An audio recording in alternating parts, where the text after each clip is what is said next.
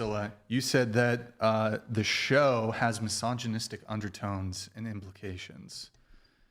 And I think that's...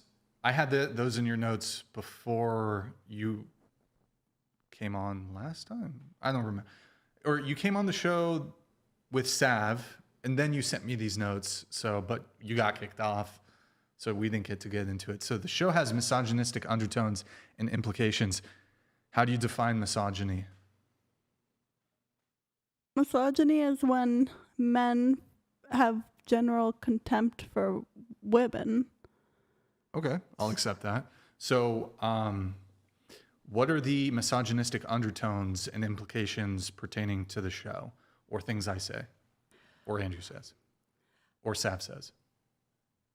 So I think some of the things you don't know that it's happening because you can only see it from a male perspective, but... Did you just assume my gender?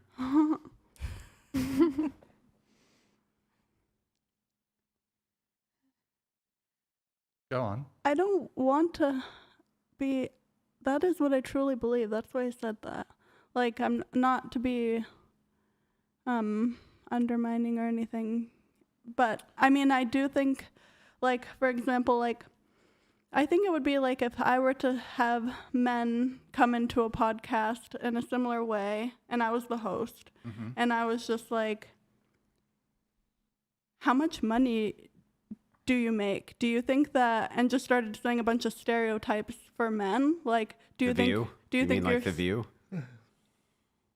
I have not seen it, but yeah, like I do want to say that I don't think that I can understand how you guys are both pushing back, but I do think it's extremes. Like, there's feminist pushback to your extreme, and then your extreme to the feminist pushback, and it just feels very hateful on both sides. Like, I don't understand when women hate men, and I don't understand when men hate women. Do we hate women? That's what I feel. Yeah, I don't know if you hate them, but I feel like you have contempt. You feel that we hate women. It seems that it's been displayed that you have general contempt, because I don't think that judging people for their life choices has anything to do with dating in general. I think it's just to knock down their character. Yeah, but that's personal. What? No, it's not personal. It's the idea is if you're having a dating podcast, then people have all sorts of preferences when it comes to dating. Because they have all sorts of preferences when it comes to dating, they're going to take things into account like body count, your sex life, your sexual past. They're going to make all sorts of judgments. That's going to be out in the open that you're talking about those things. So only when you're romantically involved. Otherwise, it's not anyone's business. Yeah, but the whole point of it is to discuss what people are interested in when it comes to romantic involvement. And so you're getting people's stories, what it is that they're talking about, what it is that they're discussing. They make all sorts of value judgments about us. We make value judgments about them. Everybody makes value judgments about fucking everybody, because that's how the human experience operates.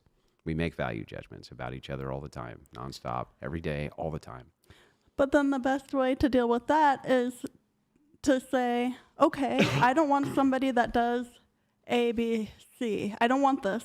So then you don't pick that person. But to say that it has to be this way or that way for someone... It's not everyone has the same standards. We're not saying they do. Right, so it doesn't matter your body count, really. It doesn't matter. That doesn't follow at all. So, here's what maybe happens. It matters to you this personally. This person doesn't want me. Why? And then they say because A, B, and C. And then he asks the person, well, why is that? Why is that you wouldn't want a person like this? And then they're going to give their reasons. And then other people are going to push back against that because maybe they think the reasons are bad. This is just a simple value judgment, value assessment that everybody has. Right. We can all decide what is appropriate and what our expectations are, but it's different for every person. Like some men might care about the body count, though. Some men might not. Some men might care. That's not in dispute. Right. Okay. Like that's literally not in dispute. I agree. There's got to be at least some men out there who don't care about body count. I agree. No dispute. And I don't think preferences of any kind are bad. Like, it's all personal. I think there's some bad preferences. Yeah. If you want to diddle kids, that's a pretty bad preference, right? I was going to say. Pretty bad preference. No, for your Smoker's partner. cough. Like, I don't think any preferences for your partner are bad. Like, what if you wanted your partner to be 16? That seems pretty bad. That's way different, though. No, it's just it's a preference, right?